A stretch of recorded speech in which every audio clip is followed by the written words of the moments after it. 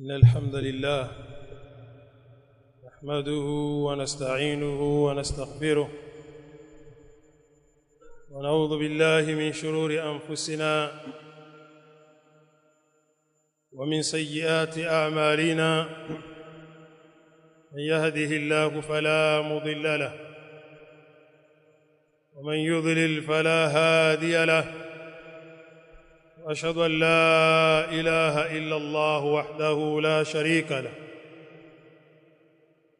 وأشهد أن محمدًا عبده ورسوله يا أيها الذين آمنوا اتقوا الله حق تقاته ولا تموتن إلا وأنتم مسلمون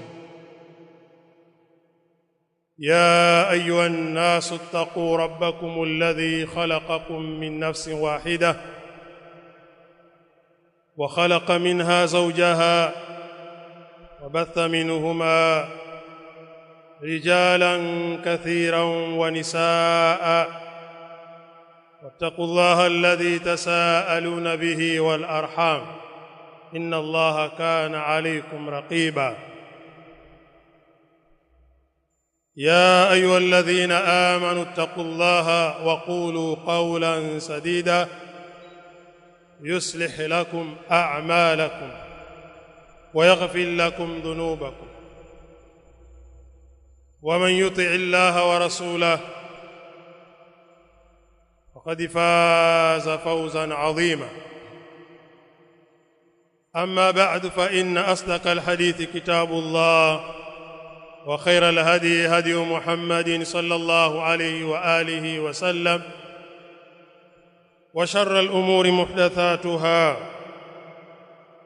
فإن كل محدثة بدعة وكل بدعة ضلالة وكل ضلالة في النار.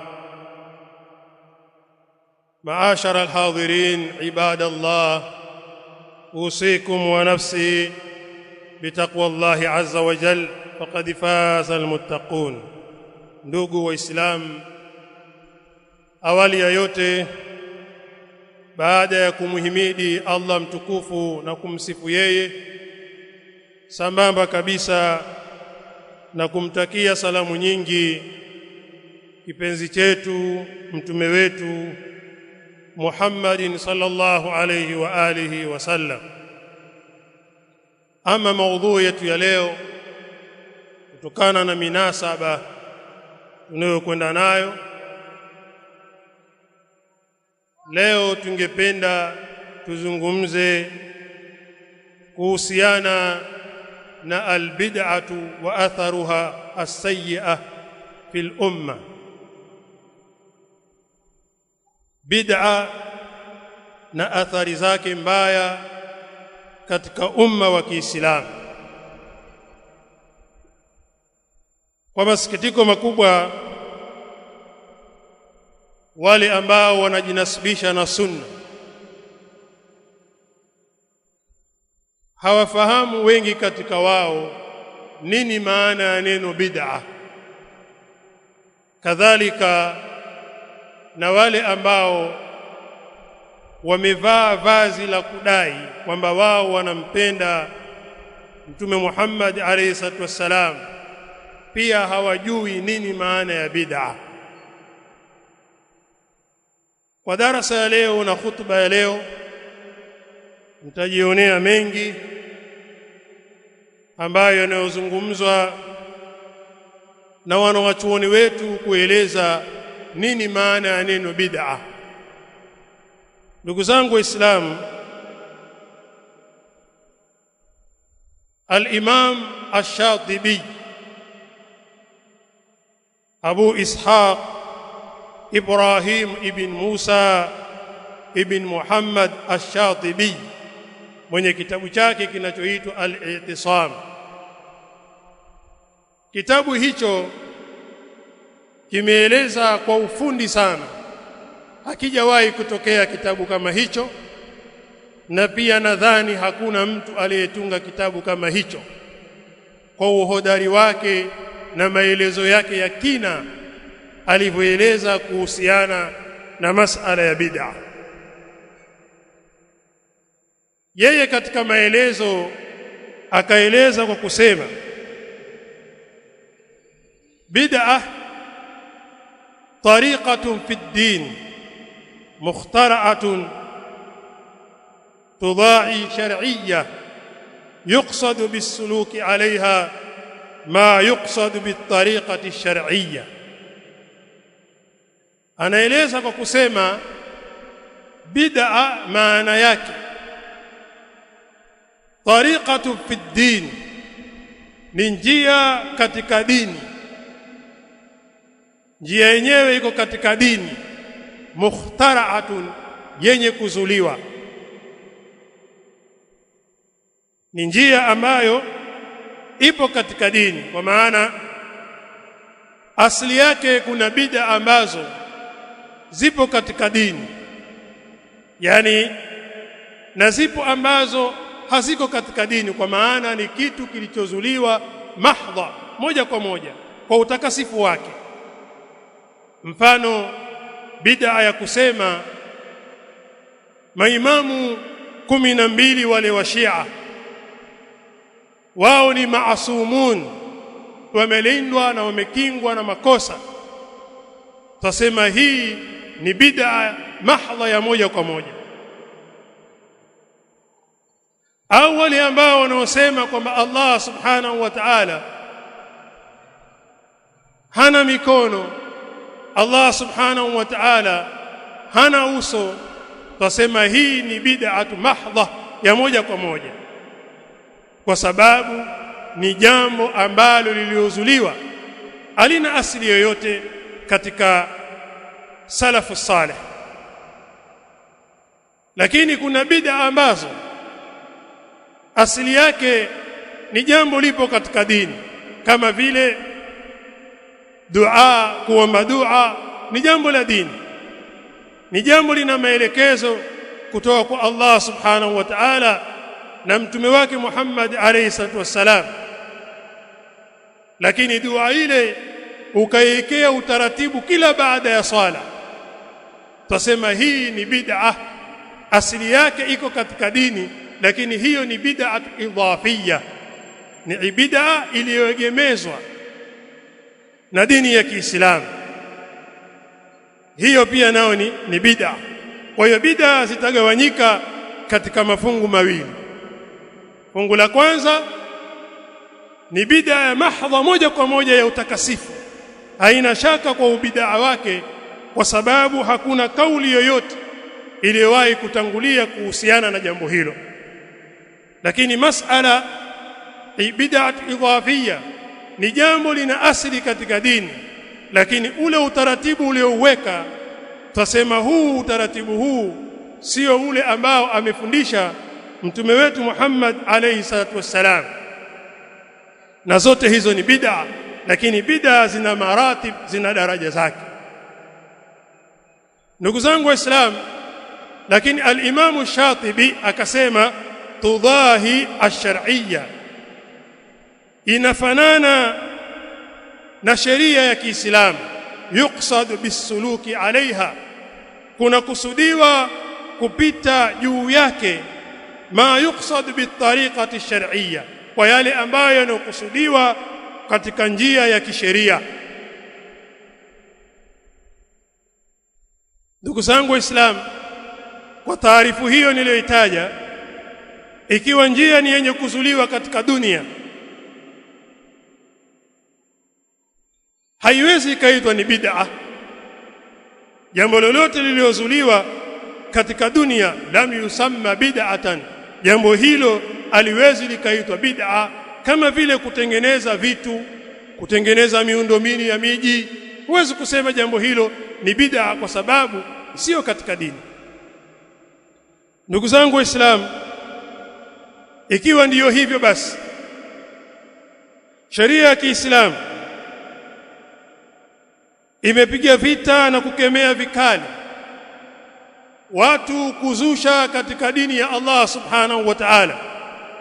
Sheria ya Kiislamu imepiga vita watu kuzusha katika dini ya Allah subhanahu wa ta'ala, kwa sababu bid'a rafiki yake ni ukafiri, bid'a rafiki yake ni shirki.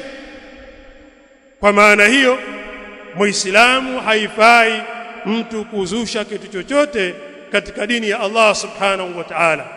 Kwa hiyo tariqatu fi dini ni njia katika dini.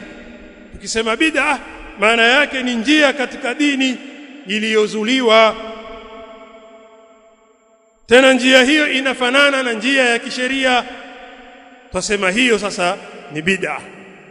Lakini ndugu zetu katika ahlul bid'a na wengineo, baada ya kuwaambia kwamba kitu fulani ni bid'a, wao wanasema mbona mnaswali kwenye mazulia, mbona mnaswali na mafeni, mbona mnatembea na magari, na zamani alikuwa watu wanapanda punda. Twajua mtu huyo sasa hajafahamu bid'a ni kitu gani. Lakini ukifahamu bid'a ni kitu gani, huwezi kuzungumza maneno kama haya. Aqulu ma tasma'un wa billahi tawfiq. Alhamdulillah wassalatu wassalam ala ashrafil anbiya'i wal mursalin nabiyyina Muhammad wa ala alihi wa sahbihi wa sallama tasliman kathira. Amma ba'd. Ndugu zangu waislamu, wa maelezo mafupi ya al-Imam Shatibi kuhusiana na masala ya bid'a, kwamba ni njia iliyozuliwa katika dini yenye kufanana na njia ya kisheria. Ndugu zangu waislamu, bid'a ina madhara makubwa sana. Bid'a ina madhara makubwa sana kwa Muislamu, kwa sababu famadha ba'da al-haqqi illa ad-dhalal, hakuna baada ya haki isipokuwa ni upotovu. Na bid'a kiuhakika ni kitu kilichozushwa, ni kitu kilichopotoka au iko kinyume na haki. Kitu kikiwa kinyume na haki, basi tunasema kitakuwa kitu hicho ni dhalal, ni kitu potofu. Kwa hiyo bid'a zote mbili hizo, haqiqiyya wal idhafiyya, zote zinaingia katika kauli ya bwana mtume Muhammad alayhi salatu wassalam pale aliposema iyyakum wa muhdathatil umur, tahadharini na mambo yenye kuzuka. Fa inna kulla muhdathatin bid'atun, kwa sababu kila ambacho kimezuka katika dini ni bid'a, wa kulla bid'atin dalala, lakini kila bid'a ni upotovu, wa kulla dalalatin fi nar, na kila upotovu wowote unaelekea motoni. Ndugu zangu waislamu, hadithi hiyo hadithi nzito. Kwanza itabakia kwenye umumu wake kwamba inaenea, fa inna kulla muhdathatin bid'atun, kila lile ambalo linazuka katika dini ni bid'a, wa kulla bid'atin, na kila bid'a dalala, wa kulla dalalatin fi an-nar. Kwa hiyo mafikio ya bid'a ni motoni, na bid'a yote iliyozuka katika dini ni motoni. Sasa kuna baadhi ya watu wanasema hadithi hiyo sio ala al-umum, kwa sababu kuna vitu vilivyozushwa baada ya mtume Muhammad alayhi salatu wassalam, kama vile hapo zamani na hapo kale msahafu haujawahi kuandikwa, au hapo zamani msahafu ulikuwa hauna vitone, ba haina kitone chini, wala taa haina vitone viwili juu, wala thaa haina vitone vitatu juu, kadhalika na jim haina kitone kimoja katikati. Hilo jambo limeletwa baada ya miaka kupita. Sasa hicho kitone sio bid'a? Tawaambia kitone hicho sio bid'a. Kwa nini? Chochote kile ambacho kitahudumia dini, chochote kile ambacho kitakuwa na maslahi ya dini, yani kukihudumia dini, kitabu na sunna, hicho hakiwezi kuitwa ni bid'a. Kama ilmu nahw, ilmu sarf na elimu nyingine za balagha na mingineyo, elimu hizo za mustalahul hadith hazikuwepo katika enzi bwana Mtume Muhammad alayhi salatu wasalam, lakini balagha inaihudumia Qur'an, nahwu inaihudumia Qur'an, kadhalika sarfu inaihudumia Qur'an, na hivyo vitone pia inaihudumia Qur'an. Kwa hiyo asili yake vitu hivyo ni vitu vya halali katika Uislamu, vinahudumia Qur'an, haviwezi kuitwa bid'a. Lakini nitakuuliza swali wewe, maulidi mfano yanahudumia nini katika Qur'an? Kule kucheza na kukata viuno na kuimba na kughani zaidi na kulalamika katika kuimba, je, kunahudumia nini Qur'an? Hakuhudumii kitu chochote. Hiyo tunasema ni bid'a. Ama kuhusiana na kumswalia Mtume Muhammad alayhi salatu wassalam, Mtume ametufundisha namna ya kumswalia, na sisi tunamswalia kila katika swala. Kila Muislamu swala yake haiwezi kuswi isipokuwa amswalie Mtume wetu Muhammad alayhi salatu wassalam. Allahumma salli ala Muhammad wa ala alihi Muhammad kama sallaita ala Ibrahima wa ala ali Ibrahima innaka Hamidum Majid. Allahumma barik ala Muhammad wa ala ali Muhammad kama barakta ala Ibrahima fil alamin innaka Hamidum Majid. Hiyo ndiyo kaifia tuliyofundishwa na bwana Mtume Muhammad alayhi salatu wassalam, jinsi ya kumswalia yeye. Lakini kumswalia sio kupiga makelele kama wanavyofanya watu wa bid'a, alafu wakasema kwamba sisi tunamswalia Mtume. Je, hiyo kaifia ambayo mnaifanya, mtindo mnaofanya, Mtume kafundisha? Kwa hiyo tunaiita bid'atul idhafiyya. Asili yake kumswalia Mtume jambo hilo lipo, lakini utaratibu wake umekosewa. Na yote haya yataingia iyyakum wa muhdathatil umur, tahadharini na mambo yenye kuzuka, fa inna kulla muhdathatin bid'atun wa kulla bid'atin dalala wa kulla dalalatin fi an-nar. Na Mtume alayhi salatu wassalam anasema, man ahdatha fi amrina hadha, mwenye kuzusha katika dini yetu hii, ma laysa minhu, jambo ambalo halipo katika dini, fahuwa raddun, hilo ni lenye kurudishwa. Kwa hiyo hukumu ya bid'a ni haram. Kuna baadhi ya watu wengine wanasema zile ahkamu za Kiislamu ziko 5, si kuna haram, wajib, mandub, makruhu. Sasa bid'a inaingia wapi hapa? Tumjibu kwamba bid'a inaingia kwenye haram, kwa sababu kila bid'a ni haram. Kila bid'a ni haram, lakini sio kila haramu ni bid'a. Lakini kila bid'a itaingia katika nini? Katika haram.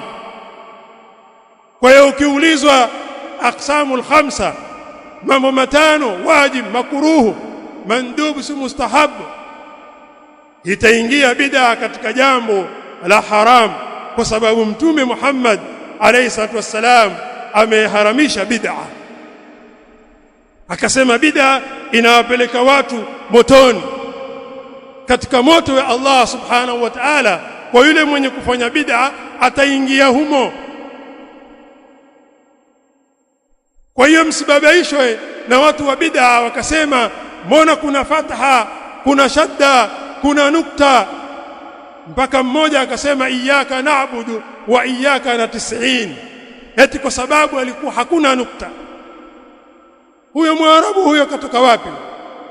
Labda Mwarabu huyo atoke Magunyani, lakini Mwarabu aliyekamilika hawezi kusema maneno kama hayo, na maneno yanaeleweka katika alhamdulillah.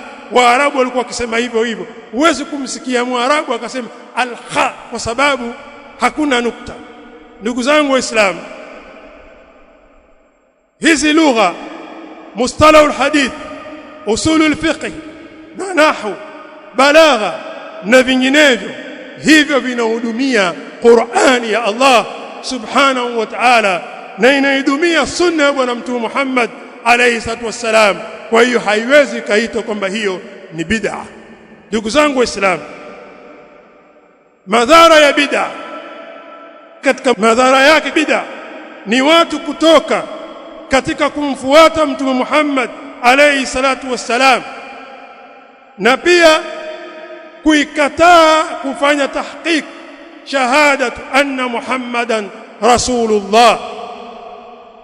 Katika sharti za kuingia katika Uislamu ni kusema la ilaha illa Allah, hapana mola apasaye kuabudiwa kwa haki isipokuwa Allah, wa anna Muhammadan rasulullah, na kwamba Muhammad ni mtume wa Allah.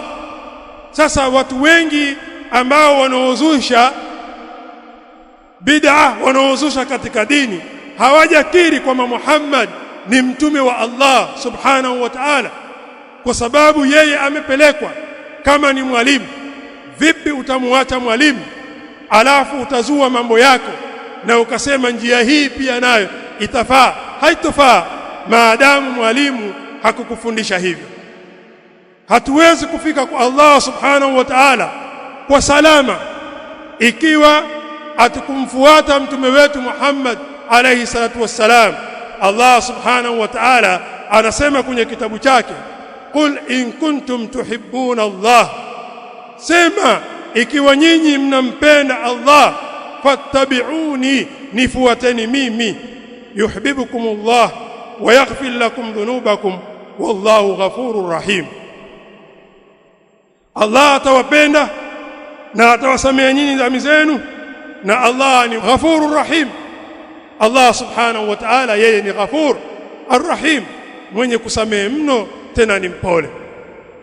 Ndugu zangu Waislamu, al-Imam Ibn Kathir anasema katika tafsiri yake kuitafsiri aya hiyo, akasema hadhihi ayatun hakimatun, haya hii ndiyo hakimu ala kulli man idda'a mahabbata Allahi wa laysa ala tariqati al-muhammadiyyati.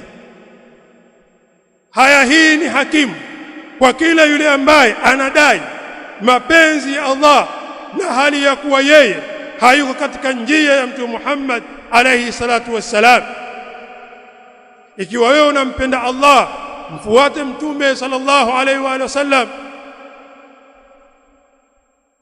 biannahu kadhibun fi da'wahu, hakika mtu huyo ni muongo katika madai yake, fi nafsi al-amri, katika nafsi hilo jambo, hatta yuttaba shar'a al-muhammadiyya, mpaka afuate sheria ya mtume Muhammad alayhi salatu wassalam, wa dina an-nabawiyya, na dini ya mtume sallallahu alayhi wa alihi wasallam, fi jami'i aqwalihi wa af'alihi wa ahwalihi, katika sampuli zote za maneno yake na matendo yake na hali zake zote, kama vile mtume Muhammad alayhi salatu wassalam aliposema, man amila amalan laysa alayhi amruna fahuwa raddun, yoyote yule ambaye atakayetenda matendo ambayo hayapo kwenye dini yetu, basi jambo hilo ni lenye kurudishwa.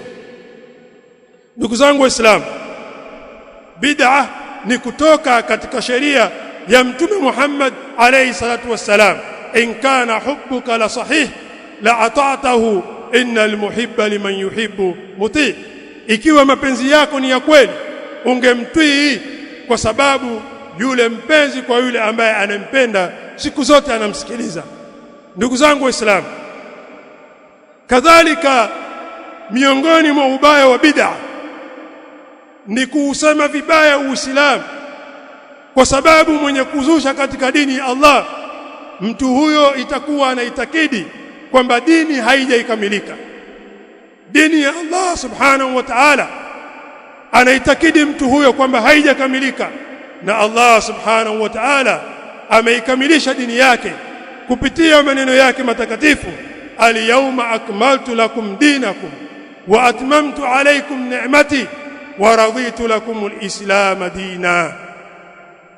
Leo hii nimewakamilishia nyinyi dini yenu na nikaitimiza neema yangu kwenu, na nikaridhia Uislamu kuwa ndiyo dini. Al-Imam Malik rahmatullahi alayhi anasema man ibtada'a fil islam bid'atan, yoyote mwenye kuzusha katika Uislamu bid'a ya aina yoyote, bid'atan, bid'a ya aina yoyote, yaraha hasana, na mwenyewe akaiona kwamba hii ni bid'a nzuri, faqad zaama anna Muhammadan sallallahu alayhi wa alihi wasallam, mtu huyo amedai kwamba Muhammad sallallahu alayhi wa alihi wasallam khana ar-risala, amefanya khiana katika kufikisha. Lianna Allah yaqul al-yawma akmaltu lakum dinakum wa atmamtu alaykum ni'mati wa raditu lakum al-islam din. Ndugu zangu Waislamu, mzushi yoyote miongoni mwa madhara yake ni kupata madhambi, na wale ambao watakumfuata pia nao ni kufuata madhambi, kwa maneno na masidaku ya Mtume sallallahu alayhi wa alihi wasallam aliposema man sanna fil islam sunnatan sayyi'atan, mwenye kuanzisha katika Uislamu mwenendo mbaya, faumila biha, na watu wakaufanyia kazi, kutiba alayhi mithlu wizri man amila biha wala yanqus min awzarihim shay'un, rawahu Muslim. Yoyote yule ambaye ataanzisha katika Uislamu mwenendo mbaya na akaufanyia kazi mwenendo huo, baada yake watu wengine wakaufanyia kazi, ataandikiwa yeye mfano wa madhambi wa yule ambaye mwenye kutenda mwenendo huo, na wala hatopunguziwa katika madhambi yao kitu chochote. Wakifanya madhambi, wakifanya bid'a, na wewe huko mbele ulipotangulia utazipata dhambi hizo. Kwa hiyo ndugu zangu Waislamu, masala ya bid'a ni masala mabaya, yameelezwa vibaya katika Uislamu, katika sunna, katika Qur'an, kwamba bid'a ni kitu kibaya, na bid'a asili yake ni kuwapeleka watu katika moto wa jahannam. Ndugu zangu Waislamu, katika miezi hii kuna mambo mengi ambayo yanaozushwa, hasa katika mambo ya Maulid, mambo ya kumsherehekea Mtume Muhammad sallallahu alaihi wa alihi wasallam, kwa mtindo wanaofanya twasema yale ni madhambi, na wao wanapata dhambi, na mashekhe zao walioanzisha pia wanapata madhambi, na wao wanaofanya wanawapelekea madhambi wale ambao walioanzisha. Al-Imam Sufyan Thauri anasema al-bid'atu ahabbu ila iblisa, bid'a inapendeza zaidi kwa ibilisi min al-ma'siyah, kuliko kumwasi Allah subhanahu wa ta'ala, kwa sababu bid'a ni tamu. Likulli jadidin ladhidhatun, kila kitu kipya kina utamu. Mwaonaje nyinyi vile watu wanavyoshangilia na kukata viuno na kucheza na kuimba? Ni tamu si tamu? Hapa duniani ni tamu hiyo, kwa sababu ibilisi anapenda kitu hicho. Kwa hiyo bid'a ahabbu ila ibilisa, bid'a inapendeza zaidi kwa ibilisi min al-ma'siyah, kuliko kumwasi Allah subhanahu wa ta'ala. Falma'siyatu yutabu minha, kwa sababu maasiya mtu unafanya utatubia. Anayekula riba siku zote atasema jambo hili halifai, lakini nitatubia. Anayezini siku zote jambo hili halifai, lakini iko siku nitatubia. Lakini mtu wa bid'a kila siku analeta midundo mipya. Zamani ilikuwa ngoma, sasa ni vinanda. Badala ya vinanda sasa kuna mambo mbalimbali, kuna magita, kuna gambus na mingineyo katika ngoma mbalimbali za mtindo wa kisasa. Hakuna mambo sasa ya kuamba ngozi za ng'ombe na mbuzi na mingineyo. Sasa hivi kuna utaalamu maalum.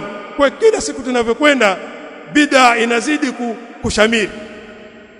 Kwa hiyo falmaasiya yutabu minha, wenye kufanya maasiya wanataraji kwamba wao iko siku watatubia. Walbid'atu la yutabu minha, lakini bid'a, mtu wa bid'a hafikirii yeye kutubia. Kila siku atafikiria vitu vingine vya kuongeza, mwaka huu tuje na mtindo fulani. Hapo zamani bid'a hizi za maulidi zilipoanza, Wazee walikuwa wakicheza tuna bakora, wakinesanesa na kafia zao zile za tarbush na vikoi vyao, wakicheza kisailans. Lakini sasa hivi michezo imebadilika. Kwa hiyo wale watu wa madrasa wana mitindo mbalimbali, na ndiyo maana huwezi kumuona kijana wa kisalafi hata mmoja akawa kwamba huyu ni kijana wa kisalafi sasa hivi amekuwa mwanamuziki au sasa hivi anaimba taarabu. Wana taarabu wote kwa tarjuba tuliyoifanya wameanzia katika madarasa hizi za kibid'a. Wote wana taarabu wanaoimba hao wameanzia katika madarasa hizi za kibid'a. Kadhalika wanamuziki wote wameanzia katika madrasa za kibid'a. Tokea huko walikuwa wakiimba, lakini huwezi kumkuta mwana sunna salafi mtu huyo akawa sasa ni muimbaji mkubwa, kwa sababu madrasa zetu hazifundishi kuimba. Na ndiyo maana wasanii waimbaji taarabu ni watu wa pwani, tena ni Waislamu. Huwezi kumuona Maria sijui nani akawa yeye ni muimba taarabu yake akiimba haitonoga.